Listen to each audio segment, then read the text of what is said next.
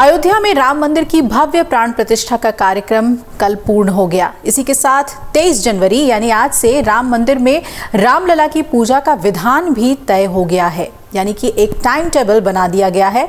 इसके लिए श्री रामोपासना नाम से एक संहिता बना दी गई है। नियम के मुताबिक सुबह 3 बजे से पूजन और श्रृंगार की तैयारी हो गई और 4 बजे रामलला को जगा दिया गया। पहले 5 बार आरती होती थी, आगे भी वैसा ही होगा। और श्री राम जन्मभूमि तीर्थ ट्रस्ट के मुताबिक रामलला को हर घंटे फल और दूध का भोग लगेगा। हर रोज सुबह 8 बजे से रात 10 बजे तक मंदिर खुला रहेगा। प्राण प्रतिष्ठा के बाद श्रद्धालुओं की ज्यादा संख्या को देखते हुए मंदिर में दर्शन की अवधि 14 से 15 घंटे हो सकती है। आपको बता दें कि कल प्राण प्रतिष्ठा के बाद जबरदस्त भीड़ देखने को मिली। श्रद्धालु उमड़ पड़े रामलला के दर्शन के लिए। मंदिर के पुजारियों का कहना है कि 1949 में प्रकट हुए श्री रामलला के वस्त्रों का रंग दिन के मुताबिक रहेगा। ये परंपरा नए मंदिर में भी जारी रहेगा और रामलला सोमवार को सामान्य दिनों में सफेद वस्त्र धारण करते हैं, लेकिन विशेष अवसर पर उन्हें पीले वस्त्र धारण कराए जाते हैं। भगवान राम मंगलवार को लाल, बुधवार को हरा, गुरुवार को पीला, शुक्रवार को हल्का पीला और या फिर क्रीम कलर, शनिवार को नीला और रविवार को गुलाबी रंग के वस्त्र पहनेंगे।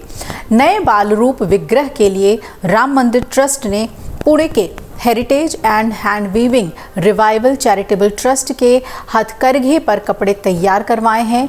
इनकी बुनाई में देश के 10 से 15 लाख कारीगर शामिल रहे हैं।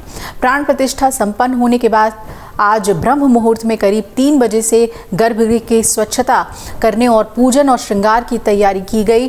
3:30 से 4 बजे के करीब तय समय पर भगवान के दोनों विग्रह और श्री यंत्र को मंत्रों से जगाया गया और फिर मंगला आरती हुई।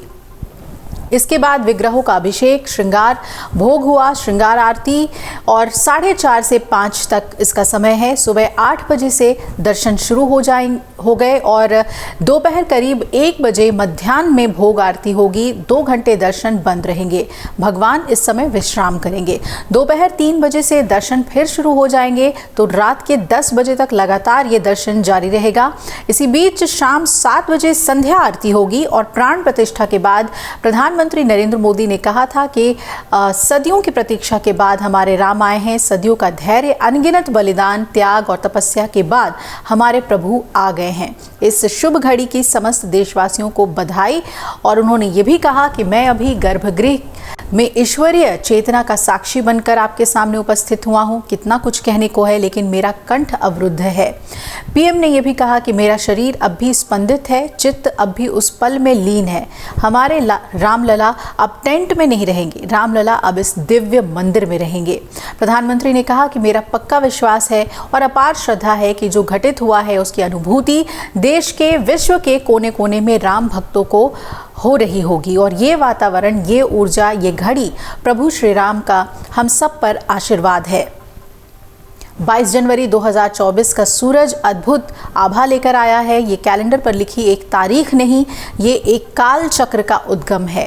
पीएम ने यह भी कहा, राम मंदिर के भूमि पूजन के बाद पूरे देश में उमंग और उत्साह बढ़ती ही जा रही है और निर्माण कार्य देख देशवासियों में एक नया विश्वास पैदा हो रहा है। अगर आप ये वीडियो YouTube पर देख रहे हैं तो हमारे चैनल को सब्सक्राइब करें और बेल आइकन को दबाना ना भूलें। अगर आप Facebook पर ये वीडियो देख रहे हैं तो हमारे पेज को लाइक करें।